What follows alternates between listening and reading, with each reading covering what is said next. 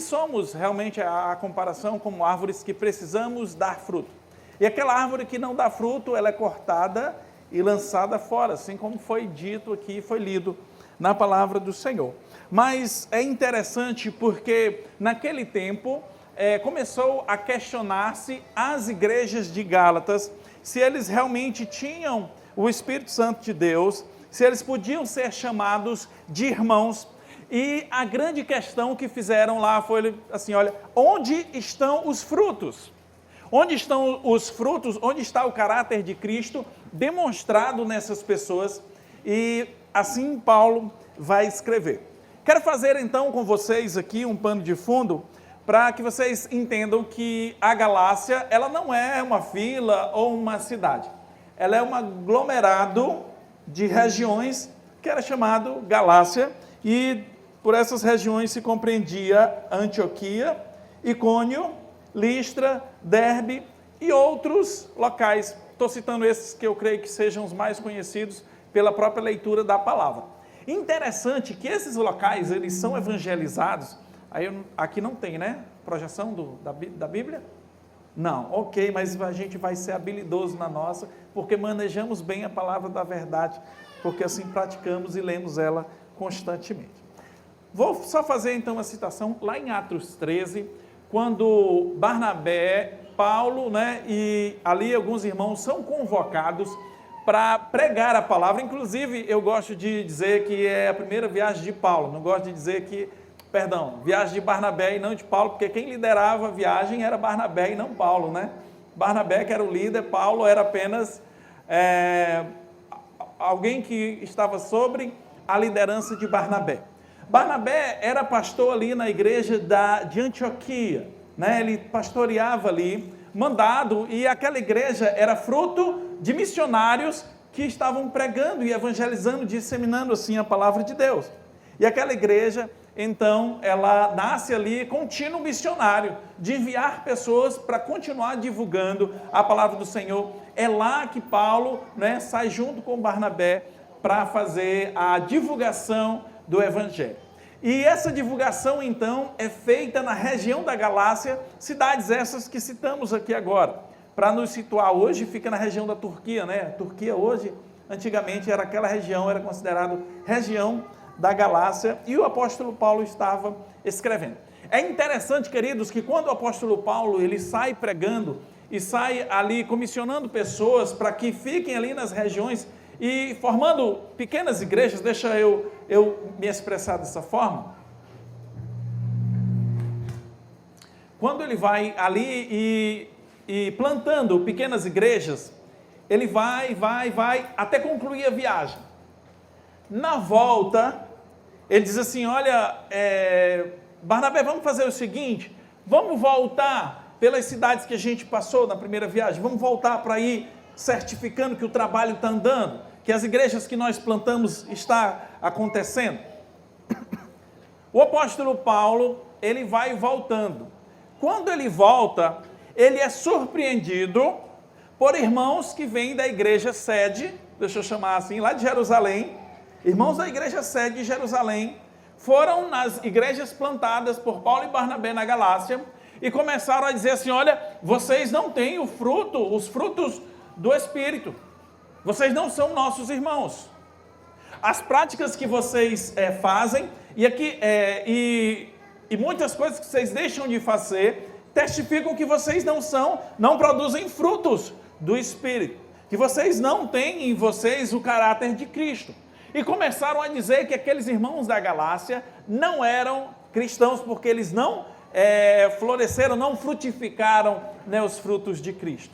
Olha só, mas a associação que eles estavam fazendo ali era de que alguém que tinha o caráter de Cristo era só alguém que frutificava segundo a lei e segundo Cristo. Eles não faziam desassociação colocando lei e Cristo de igual modo. Inclusive, uma das reclamações que o apóstolo Paulo vai fazer aqui na carta aos Gálatas é de que esses irmãos são genuinamente cristãos. E que o fato deles não serem, por exemplo, uma das coisas abordadas aqui, deles não serem circuncidados, não queria dizer que eles não eram de Cristo. Inclusive, queridos, eu quero chamar a atenção para vocês em algo que eu vou abordar sobre os frutos do Espírito aqui. O apóstolo Paulo, por amor aos irmãos, fez muitos acordos. E, inclusive, um dos acordos foi fechado em assembleia, em sessão, né? Creio que a igreja presbiteriana tem os seus momentos de assembleia, de sessão, onde a igreja se reúne para debater algum assunto e a assembleia deliberar algo. Se vocês lerem exatamente Atos dos Apóstolos, capítulo 15, eu vou abrir aqui, abre junto comigo, só para a gente repaginar e a gente entender a confusão que está acontecendo aqui por conta de frutos do Espírito. Atos capítulo 15. No versículo 1, nós vamos ver qual é o motivo dessa assembleia. Queridos, os irmãos das igrejas filiais, deixa eu chamar assim, das igrejas plantadas, eles todos foram convocados. Olha, vamos ter uma assembleia aqui na igreja matriz, na igreja de Jerusalém. Estou contextualizando como fosse hoje, tá bom? É por isso que estou usando esses termos. Vamos chamar todos os irmãos, os membros daqui que são da denominação presbiteriana, e vamos fazer um concílio nacional aqui. E os irmãos estão vindo. Olha só, versículo 1 do capítulo 15 diz: alguns indivíduos que desceram da Judéia ensinavam aos irmãos. Olha o que eles ensinavam. Versículo 2: se não vos circuncidades, segundo o costume de Moisés, não podereis o quê? Ser salvos. Essa foi a tônica. O apóstolo Paulo sai plantando igreja, sai pregando, quando ele termina a viagem, ele volta pelo mesmo caminho, certificando-se de como estavam as igrejas que foram plantadas. Quando ele chega nas igrejas da Galácia, ele vê irmãos da igreja matriz, né, chegarem lá e dizer assim: olha, vocês, desculpa, os frutos que vocês produzem não são frutos dignos de cristão. Porque vocês não circuncisam, porque vocês não festejam as festas, porque vocês não seguem as leis cerimoniais. Eles começam a questionar os frutos daqueles cristãos ali naquela igreja. Querido, esse assunto é importante porque vamos culminar então de como devemos proceder para frutificar e demonstrar esses frutos àqueles que não conhecem a Cristo. E você vai ver a partir do versículo 6 do capítulo 15, lá de Atos, que a assembleia começa. O apóstolo Pedro vai começar a alegar. Inclusive, no versículo 7 e 8, ele vai testemunhar do que acontece em Cornélio. Vocês lembram, no capítulo 9 de Atos, que Deus manda Pedro ir à casa de Cornélio, e lá acontece, semelhantemente aconteceu lá em Atos capítulo 2, onde o Espírito Santo de Deus desce ali em Pentecostes, né? A Bíblia vai dizer em Atos capítulo 9, que o Espírito Santo de Deus vai sobre aqueles gentios, e acontece como aconteceu lá em Pentecostes. Os irmãos ali começam a falar no idioma daqueles que não eram dali daquela região, e quem não era daquela região começam a entender as línguas estrangeiras ali faladas pelos irmãos. O Espírito Santo começa a agir naqueles homens para que eles evangelizem outras pessoas de outros locais ali. E o apóstolo Pedro vai dizer: olha, aconteceu comigo, realmente os gentios, eles têm sim o Espírito Santo de Deus. Aí Tiago, aqui versículo 12, vai dar o parecer de Tiago. Tiago vai dizer assim: olha, eu vim com Paulo e Barnabé, nós temos sim o fruto do Espírito. E eu tô aqui contextualizando para você, de que essa carta que Paulo escreve aos Gálatas, inclusive que ele volta e vê, e ele escreve recomendações aos Gálatas, ele diz assim: olha, vocês precisam perseverar. Não é porque vocês não são circuncidados que vocês não são de Cristo, e que vocês não possuem os frutos do Espírito. Eu quero chegar no versículo 19 de Atos capítulo 15. Eu sou o terror das câmeras, eu saio sempre. O irmão que está filmando vai me perdoar. Eu estou aqui, mas quando eu lembro que está reto aqui, eu paro. No versículo 20 e 21, 19 e 20, perdão, do capítulo 15, a sessão vai acabar assim, ó. Olha só o que foi decidido em assembleia. Escuta. Mas escrevo-lhes que se abstenha das contaminações dos ídolos. Decisão 1. Bem como as relações sexuais ilícitas da carne, de animais sufocados e do sangue. Porque Moisés tem em cada cidade desses tempos antigos, os que pregam na sinagoga e onde é lido todos os sábados. Vou dar uma pausa aqui para explicar isso aqui e vai culminar no fruto do Espírito. Olha só, vocês lembram que em 1 Coríntios, capítulo 8 e capítulo 9, o apóstolo Paulo está justamente recomendando à igreja em Corinto a proceder com respeito a isso aqui? É consenso de todos que a relação sexual ilícita está claro na palavra de Deus que é pecado. Está claríssimo. Não temos o que discutir, isso aqui foi um reforço que foi dito na sessão. Mas tem uma coisa. Tem a carne que era sacrificada a ídolos. A carne que era sacrificada a ídolos, os irmãos da igreja de Corinto descrevem ao apóstolo Paulo. O apóstolo Paulo é como se fosse um consultor. Paulo nos ajuda a entender isso teologicamente. E eles escrevem para Paulo dizendo assim: Paulo, os irmãos estão indo lá no mercado e estão comprando comida que a carne que foi sacrificada a ídolos. O pessoal está sacrificando ali, mata o animal, ele pega essa carne e traz para o mercado. Os cristãos estão comprando dizendo que é crente. O que o apóstolo Paulo vai responder para eles? É interessante. 1 Coríntios capítulo 9.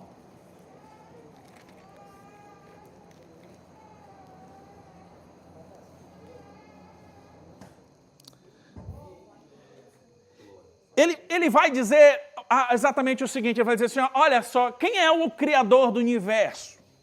Quem foi que criou o boi? Quem foi que criou os animais? E a resposta que ele vai dar é dizer o seguinte, foi Deus que criou os animais. Então, Deus fez tudo isso, comam isso. Olha só o que ele vai dizer. Em um outro contexto que nós vamos observar, ele vai falar da carne sufocada. Não tem um negócio da galinha com sangue, né? O apóstolo Paulo lá na frente vai dizer assim, olha, não há problema nenhum. Aqui no final, na sessão, o que eles vão fechar? Não, pessoal, é o seguinte, nós não vamos comer carne com sangue.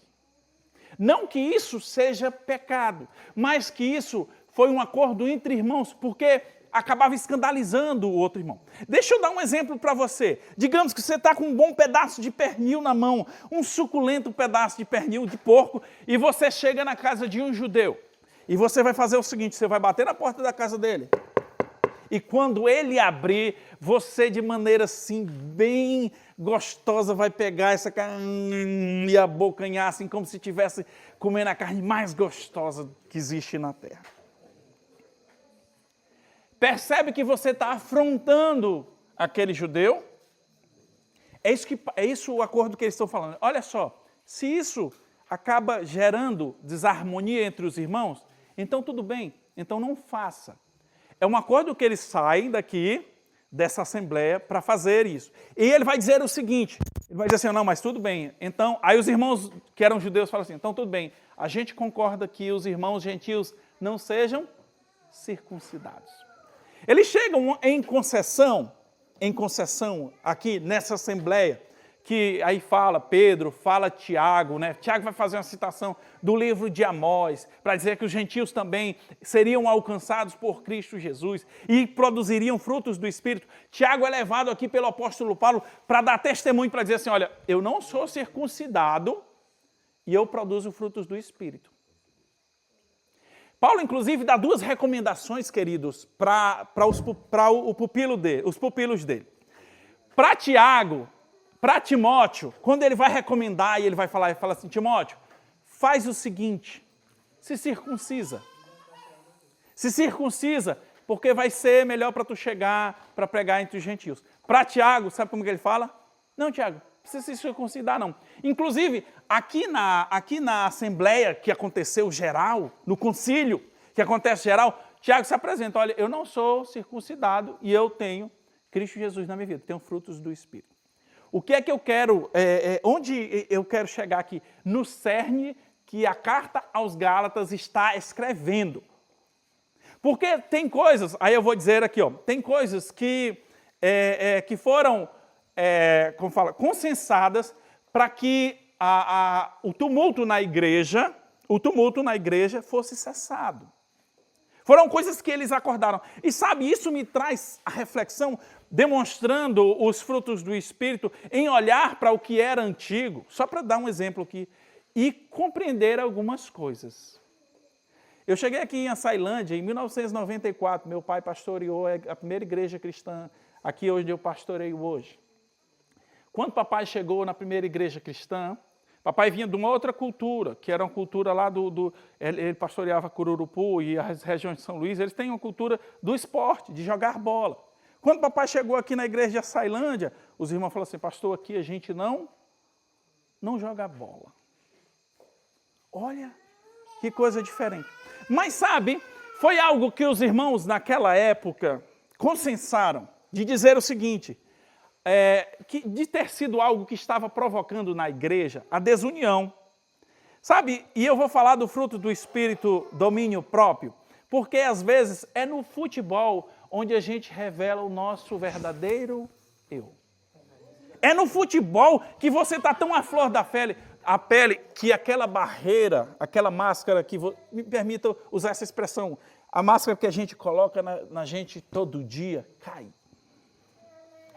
Vou dar um exemplo aqui para vocês. Eu tenho uma filha, ela chama Yasmin, ela já tem os seus 18 anos, e quando ela está no seu sono bem bom, eu vou acordar ela assim, Yasmin, acorda ela, ai, quem está me...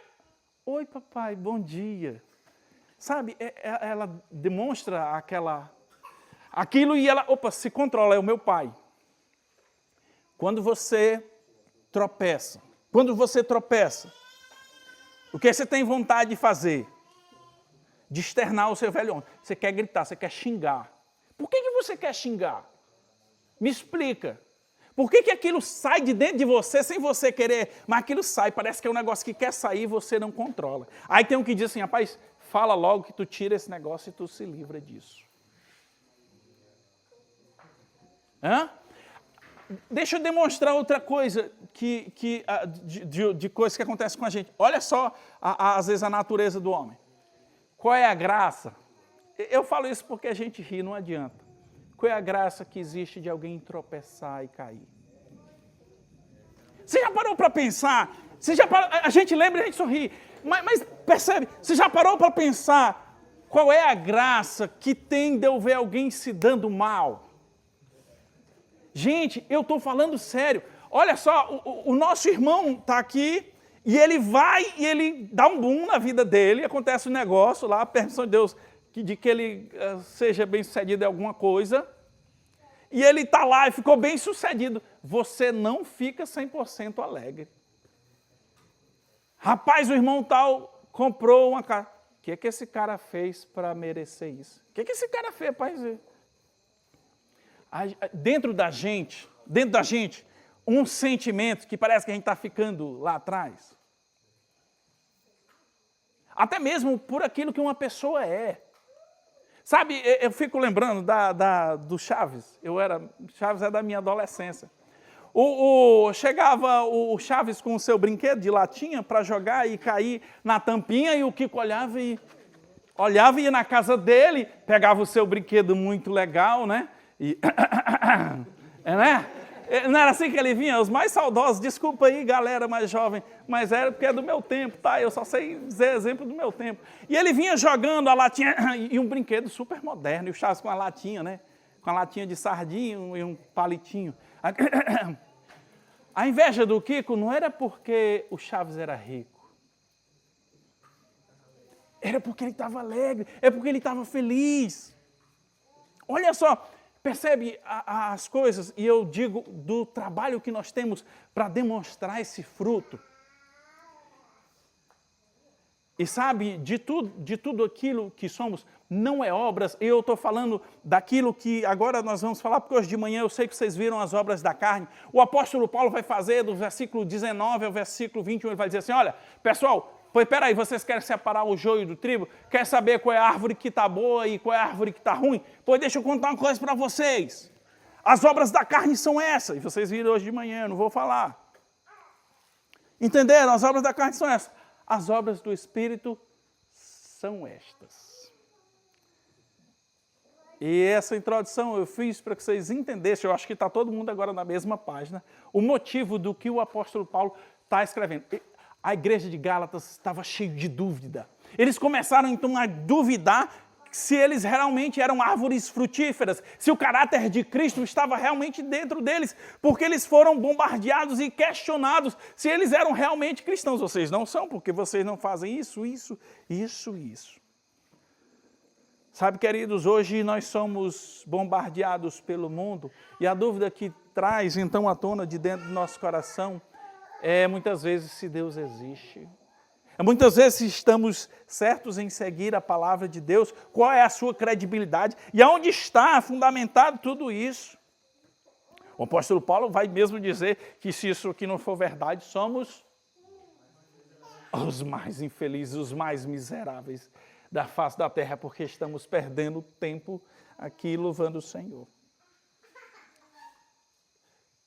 E o apóstolo Paulo, ele vai descrever, então, para a igreja de Gálatas, assim, espera aí, não desanima não. Não é porque vocês não são isso ou aquilo, que vocês não produzem frutos dignos do cristianismo. Porque os frutos dignos do cristianismo são estes. Gálatas capítulo 5, versículos 22 a 23. Vamos ler.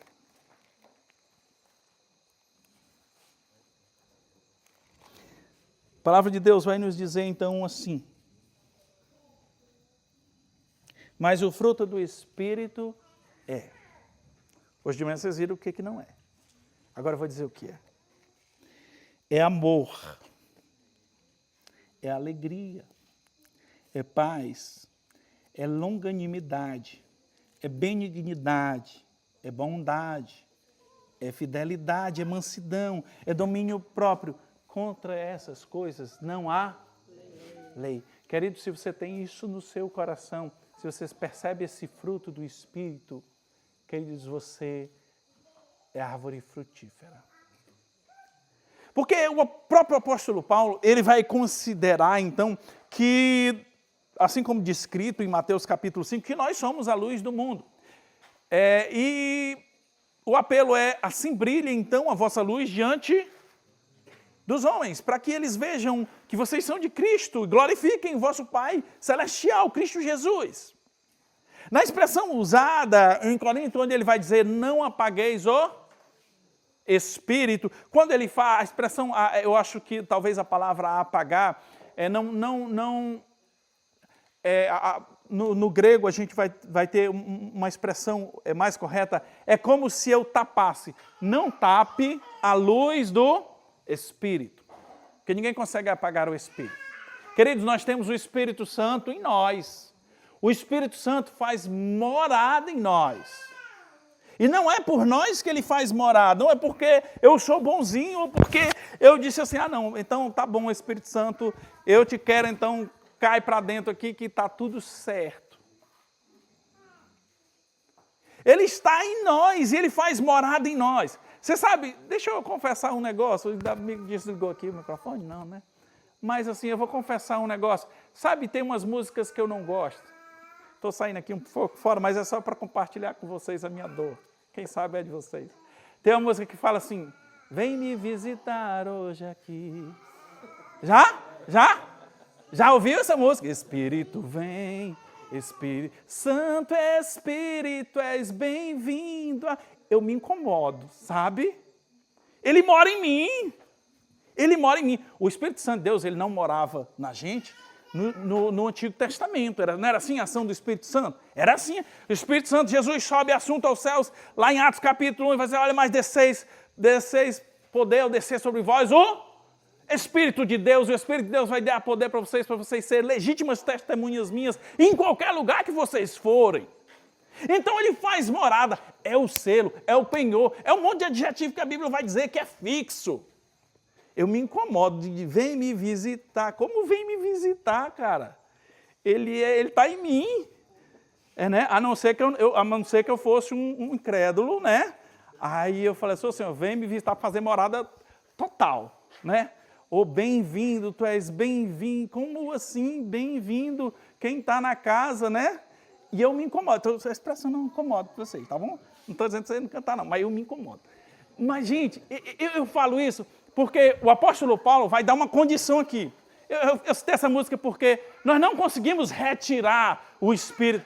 A outra música, né? Não retires de nós o teu Espírito. Como assim não retire de nós, moço? Ele foi morado em nós. Né? Ele foi morado em nós, né? A gente até muda a letra cantando outra coisa, né? Outra frase, né? Eu esqueci como é que a gente canta. Mas tá bom. Mas não retires de nós o teu Espírito. Não, ele apanhou, ele está fixo em nós, agora está fixo. E nós temos ele. E a Bíblia vai dizer que nós temos que transbordar do Espírito. Enchei-vos, não é assim a expressão que o apóstolo Paulo diz? Enchei-vos do Espírito. E sabe, a imagem, essa aqui, você está vendo um copo. Opa, glória a Deus. Você está vendo um copo aqui. Digamos que esse copo não fosse transparente, fosse um copo fosco, tá? E eu apresentasse para você e perguntasse qual o conteúdo que tem nesse copo. Você não veria. Mas, a partir do momento que eu encho esse copo, não vou desperdiçar, só estou exemplificando, não vou desperdiçar água não. Eu encho esse copo e ele derrama, e você vê o conteúdo que está dentro. Você vai dizer assim, ó, lá tem água. É isso que o apóstolo Paulo está pedindo. Transborda o Espírito Santo. Apresenta os frutos do Espírito para aqueles que estão lá fora. Mostra o que é que tem dentro do copo. Transborda. E quando ele fala assim, não apague esse Espírito, a expressão melhor que seria, não deixe, é como se tivesse um abajur aqui, eu pegasse aqui um balde e cobrisse. Não ofusca a luz do Espírito Santo. Essa é o que a expressão quer dizer. Quer dizer isso. Mas, pastor, como é que eu consigo, então, demonstrar que sou genuinamente cristão? E como o apóstolo Paulo descreve aos Gálatas para dizer assim, olha, vocês são cristãos por causa disso, porque o Espírito Santo habita em vocês e vocês produzem esse fruto. Vamos lá para o primeiro fruto. Vou pegar minhas anotações aqui. Bom, o primeiro fruto é amor. Mas sabe, o nosso português, ele é uma das línguas mais difíceis do mundo. Mas mesmo assim, em muitas palavras, há pobreza. Ele é difícil pela forma de conjugar, pela fonética, né? A gente tem as regras de acentuação, a velocidade que você vai falar as palavras, né? Toda proparoxítona é acentuada, então você vai dizer sílaba mais forte a primeira. Então a regra é difícil. Mas as palavras são pobres. Vou explicar para vocês. Ele fala do primeiro fruto do Espírito, que é o amor. E sabe, ele não está falando de qualquer amor. Vou exemplificar num texto bíblico, aqui com vocês, porque a gente acaba não compreendendo, inclusive, esse texto, como talvez deveríamos compreender. Quando Jesus, então, quando Pedro se reconcilia com o seu ministério, né?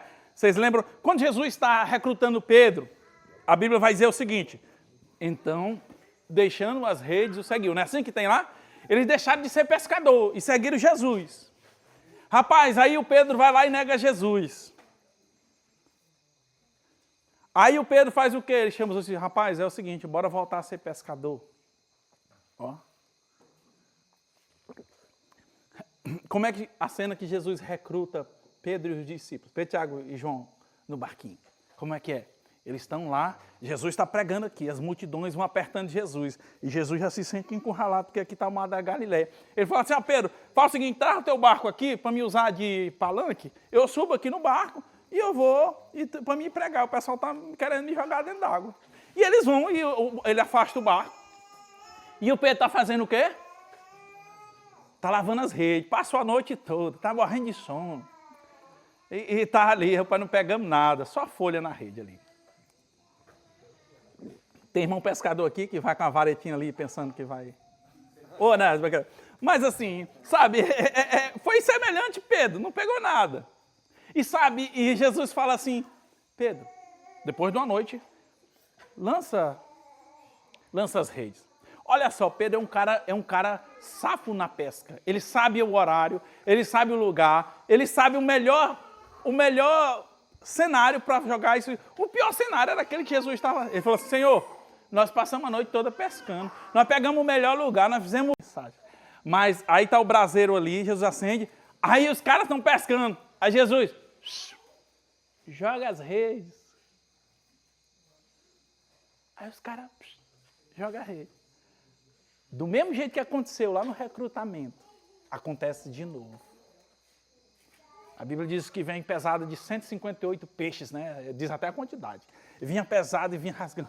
Aí ele vai se constrange. Aí o João vai falar assim, sabe quem é aquele na praia que mandou nós jogar rede? Jesus. Rapaz, Pedro, quando sabe que é Jesus, Pedro não está nem contando história, ele mete um mergulho, puf, e vai uma abraçada nadando.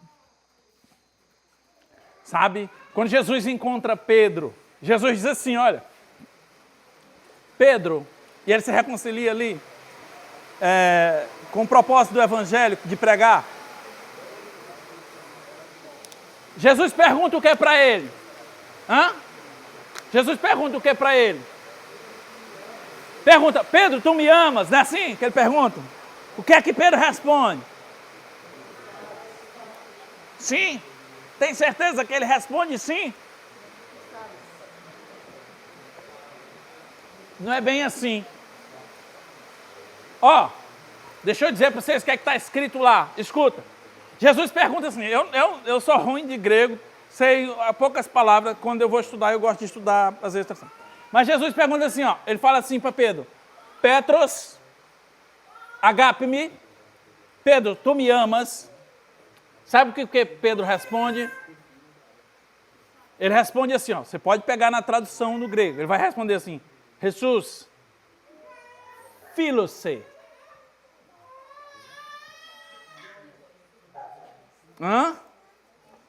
O quê? Quando Jesus pergunta, Pedro, tu me ama com amor ágape? Pedro responde assim, não, Jesus, com amor ágape não. Eu te amo com amor filéu. Eu só te amo como amor de amigo. Eu não te amo a ponto de morrer por ti. Você pode ler no original, Jesus pergunta se ele ama com amor ágape e ele responde, eu te amo, Jesus, mas é com amor filéu. Jesus pergunta a segunda vez para eles, Petros, agape-me, ele responde, filose, filose. Você sabe por que na terceira pergunta Pedro se entristece? Porque na terceira vez, quando Jesus vai perguntar, Jesus diz assim, Petros, filose. Jesus não faz a mesma pergunta que ele fez 2 vezes seguidas. Ele pergunta assim, Pedro, tu me amas pelo menos como amigo? Aí a Bíblia vai dizer assim, então Pedro se entristeceu. E vai dizer assim, Senhor, tu sabes, Senhor, tu conheces o meu coração, tu sabes que eu te amo pelo menos como amigo. É porque a gente lê no português a palavra amor, né? E para nós é tudo amor, então, Pedro, tu me ama. Para a gente ele respondeu tudo, amo, Senhor. Tu me ama, amo, Senhor. Tu me ama, amo, Senhor. Não foi bem assim. As respostas, as 2 primeiras respostas de Pedro não são positivas à pergunta original de Jesus. Porque um dos frutos do Espírito, aí logicamente nós vamos perceber Pedro demonstrando o amor ágape por Cristo, né? Ele vai dizer em Atos capítulo 5, é melhor obedecer a Deus do que aos homens, ele está disposto a morrer por Cristo, então ali nós vemos o Espírito, o fruto do Espírito na vida de Pedro, sabe? E é desse amor, o amor que está falando aqui é o amor ágape. Não é dizer assim, olha, aquele rapaz ali, como ele é amoroso, como ele é... Pera lá, não é esse amor que é o amor que está citando aqui do fruto do Espírito 1. Amor ágape, tá? Vamos continuar. Eu preciso, na mesa redonda, ali ainda no meu retiro, responder algumas outras perguntas. E ele vai continuar dizendo que o primeiro é amor, o segundo é alegria. A alegria que está descrito aqui, também o nosso português não dá aquela sensação do verdadeiro significado. Porque essa alegria aqui, queridos, ela não é sinônimo da felicidade. Não é alegria sinônimo de felicidade. Eu traria talvez para cá algo que se ajustasse mais, contentamento. Você sabe o que é contentamento?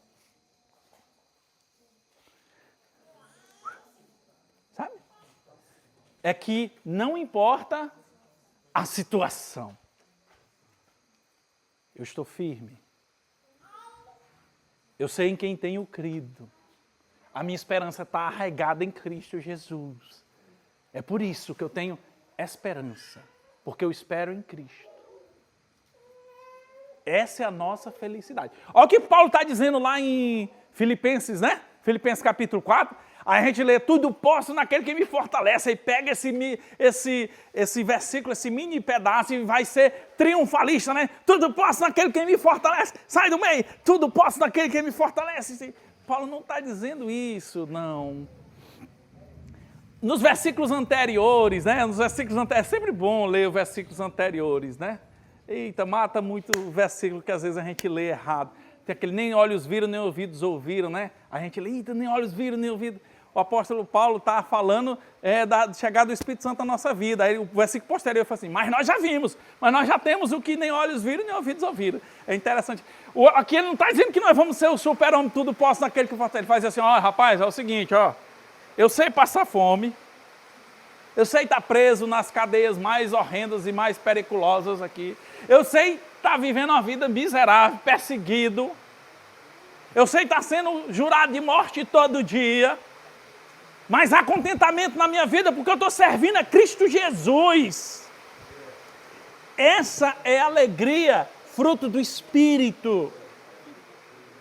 Sabe, fala assim, eu vejo assim, fruto do Espírito, alegria, alguém sorrindo. Cara, não é isso não. É você ter contentamento. Saber que aquilo tudo é passageiro, que aqui é passageiro. Assim, isso é fruto do Espírito, tá? Olha só o apóstolo Paulo, fala assim, olha irmãos de Gálatas, não fiquem duvidosos não. E se você está duvidoso, deixa eu apresentar os frutos do Espírito aqui para vocês. E talvez eu estou apresentando essa noite o fruto do Espírito para você e está gerando dúvida no coração de alguém assim. Cara, como é que... Então, rapaz, eu preciso me encher do Espírito. Eu tenho um amigo que todo mundo pergunta se ele é crente, é cristão. Moça, pensa num cara que tem um procedimento supimpa, show de bola. Supimpa vocês não conhecem não, vai desculpando aí também. Procedimento bom, perfeito, top, né? Linguagem mais atual. Top, um negócio... rapaz, moço, tu pensa que ele te pergunta se ele é crente. Moço, o homem é bondoso, faz caridade, o homem é todo... E rapaz... Aí um amigo meu falou assim, rapaz, o fulano é crente. Aí eu falei assim, eu perguntei por quê. Ele falou, não, só os frutos do Espírito. Eu falei, rapaz, parece que o nosso conceito de fruto do Espírito não... Eu entendo, queridos, que, olha só, que as boas obras, elas são reflexo da nossa fé em Cristo Jesus. Mas não quer dizer, ao contrário, eu trouxe para cá, né? As boas obras é o resultado da fé. Existem boas obras sem a fé? São as boas obras, ok, que são coisas boas, legais de se ver alguém fazendo, mas que não produzem fé. Lá em Efésios capítulo 2 vai nos dizer porque pela graça sois salvos mediante o quê? A fé. Isso não vem pelas obras de vocês. Isso não vem por aquilo que vocês são ou por aquilo que vocês fazem.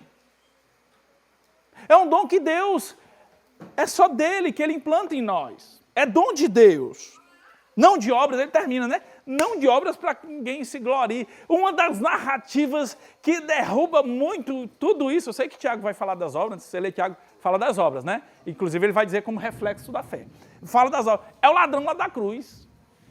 O ladrão lá da cruz só tinha feito coisa ruim. E ele está morrendo aqui, e ele está criticando o Senhor aqui, né? A Bíblia vai dizer... Se você ler os 3 evangelhos, você vai ver que é os 2 ladrões que estão blasfemando. O pessoal, desce da cruz, tu é Jesus, desce da cruz, não sei o quê. Quando Jesus fala assim, Senhor, perdoa, Pai, perdoa-lhes porque eles não sabem o que fazem. Cara, aquele pedido de Jesus, as palavras de Cristo Jesus perdoando, olha... Ele fala assim, rapaz. Aí, rapaz, olha, não, fala assim, para de blasfemar. Nós estamos aqui porque nós merecemos. Esse que está aí não fez nada. E sabe o que ele chama? Como ele chama Cristo? Ele chama de rei. Ele chama Jesus de rei. Aonde, pastor, que o senhor está lendo que ele chama Jesus de rei? Em qual Bíblia é que chama Jesus de rei? Ele diz assim, Jesus, lembra-te de mim quando ele estava no teu reino. Ó Jesus, eu quero que você seja aqui, centro da minha vida. E não fez nada. Últimos momentos de vida, obra nenhuma. Cristo Jesus, com a sua graça maravilhosa, salva um miserável daquele que só fez coisa ruim a vida toda. Não de obras para que ninguém se glorie. Fruto 3, eu não vou falar de todos, tá? Não se preocupe, vocês já estão achando chato aqui, mas eu vou aqui. Ah, olha só, esse aqui é legal, paz. Tem uma música antiga, lá vem eu com meus antigos. Ela dizia assim, até a música, desculpe, no nosso nem contexto evangélico, tem muito de vários segmentos, né? Era de outro segmento, mas ela dizia assim, paz no Senhor é a saudação que o crente faz, né? A música dizia assim, né? Aí ela dizia assim, a paz que o mundo conhece é um intervalo entre duas guerras. Ela diz uma verdade, a paz, o que é que o mundo chama de paz? É o intervalo entre duas guerras. É a ausência de conflito, né? Não é assim? Para o crente, paz não é isso, não. Ó o que eu estou dizendo para vocês, não é? A Bíblia diz que as coisas de Deus são loucura para nós, né? Querido, é um estado de integridade harmoniosa e bem-estar com Deus. Está acontecendo a guerra e você está com paz, e você está de bem com Deus, e você está seguro em Deus, e você está firme na rocha. Isso é paz. Você está doente, o cara diz assim, você vai morrer, é terminal. E o seu coração está em paz, porque você sabe em quem você tem crido. Ó a paz. Aí a própria vai dizer, a Bíblia vai dizer assim, é a paz que excede todo entendimento, todo discernimento. Que coisa maravilhosa. É longanimidade. Longanimidade é o antônimo, quer dizer que é o contrário de pavio curto. É o pavio longo. É o que demora a estourar. É o que demora a ficar zangado. É o que demora até estourar. Gente, isso é um exercício tão grande que a gente faz. Porque vontade a gente tem, né? Eu falei de tropeçar, né? Tropeçou, aí vê a palavra que... Gente, ó, o ser humano é tão... É para mostrar como é que realmente, né, a decadência do homem ao pecar, lá em Adão, né? Sabe por que você tem desejo de falar palavrão ou de fazer algo ruim? Porque você quer agredir a pureza de Deus. Por que você não tem vontade de falar coisa boa? Oh, que maravilha! Oh, que coisa... coisa boa! Você não tem vontade de falar coisa boa. Por que mesmo? Por quê? Mas por que mesmo? Por que? Me explica. Isso é só para a gente... São perguntas retóricas, né, que a gente entende e olha para dentro. Rapaz, misericórdia. Eu tenho que ter domínio próprio, eu tenho que ter longanimidade, tenho que ser longânimo. Fidelidade. Gente, que coisa, né? Aqui talvez o português ele traga um pouco mais de justiça com a palavra original. A fidelidade, realmente ser fiel. A Bíblia vai dizer, queridos, que somos infiéis, né? Mas o nosso Deus, ele permanece fiel. A fidelidade dele, queridos, a sua palavra, as suas promessas, e tudo aquilo que ele disse que ia acontecer, meu amigo, pode escrever na pedra que vai acontecer. Ele é Deus que não nega a sua própria palavra. Deixa eu pular esse, vamos lá, vou pular esse, vai ficar para outro retiro. Ok? Mansidão, olha só. Sabe, às vezes a gente vê a mansidão como uma fraqueza. A mansidão não é fraqueza. Vocês já viram a guerra de rap ou a guerra de repente?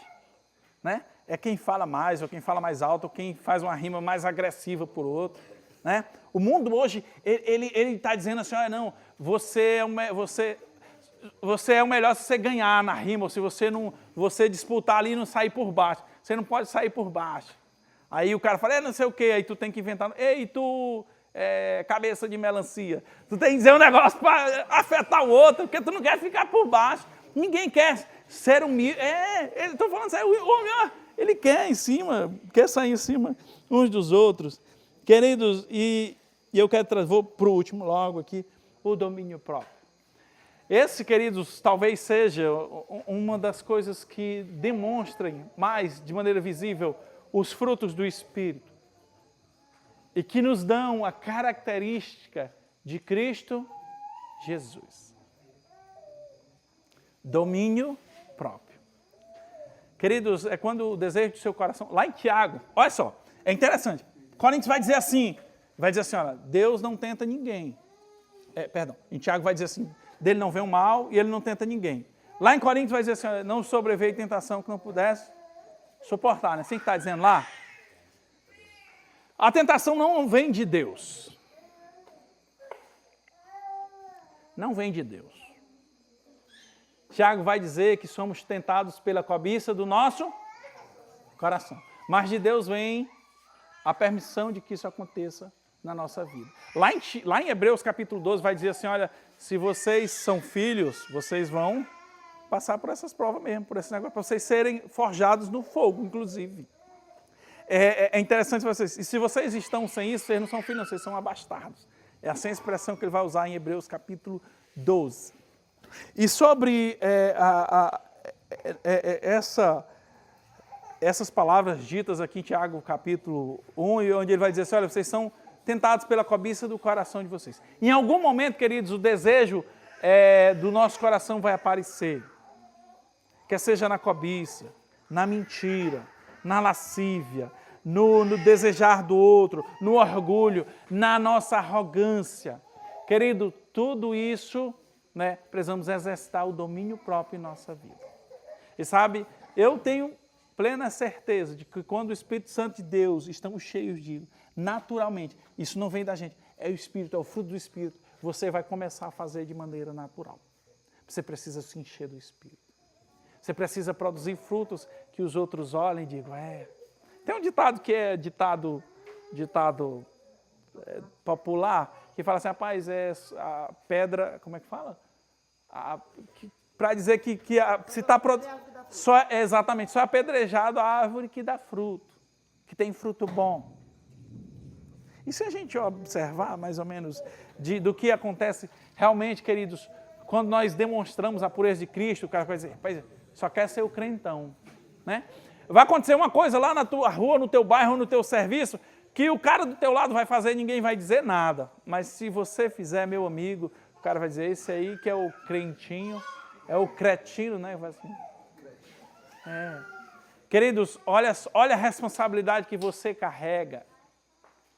Eu falei, mas receberam esse poder. Ao descer sobre vocês receberam o poder de serem representantes de Cristo Jesus. De frutificar coisas que demonstram Cristo Jesus. A sua vida espiritual, eu vou transformar o nosso título em pergunta, como está a sua vida espiritual? Querido, eu te convoco para tomar esse retiro como momento de reflexão e de rever conceitos, avaliando tudo aquilo que a gente faz e tudo aquilo que envergonha o Evangelho, que são frutos podres e ruins. Eu te convoco a repensar na vida produzindo os frutos dignos de arrependimento, de quem é arrependido e prostrado diante a presença de Jesus Cristo, nosso Senhor e Salvador. Baixa a tua cabeça agora, eu quero orar, pedindo a Deus misericórdia pelas nossas vidas.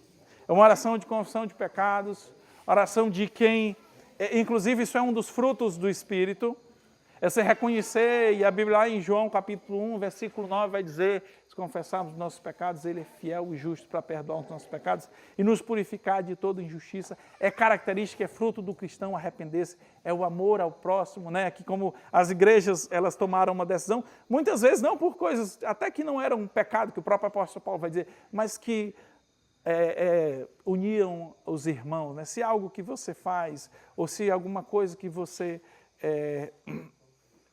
pratica te deixa ruim com o teu irmão, e que não tem nada, logicamente, com a palavra de Deus, assim, não desabona nada da palavra de Deus, ame o seu irmão. Vamos orar. Ô Senhor, eu estou aqui na presença dos teus servos aqui, Senhor, em tua presença, Pai, conscientes, Pai, do que a tua palavra nos diz e que ela é a verdade, ela é fiel, ela é regra de fé e prática para nossas vidas. Nos ajuda então, Senhor, a aplicar, Senhor, essas regras em nossa vida, Senhor, nos ajuda a andar constantemente, Pai, demonstrando, Senhor, a luz do mundo que há em nós, Cristo Jesus, que devemos então irradiar, Senhor, e assim eles percebam e te glorifiquem, Senhor. Não nos glorifiquem, mas te glorifiquem, identificando que somos frutos da transformação do teu Espírito, demonstrando as características, Pai, que há em ti, o teu caráter, assim como diz no nosso tema. Em nome de Jesus eu te agradeço. Amém. Queridos, eu estou honrado por estar aqui. Desculpa por talvez o tempo e um pouquinho da correria. Eu preciso realmente estar lá para um debate que vamos ter, mas eu estou feliz, espero em outra oportunidade também ter o privilégio de estar louvando o Senhor e de estar expondo as Escrituras com os irmãos.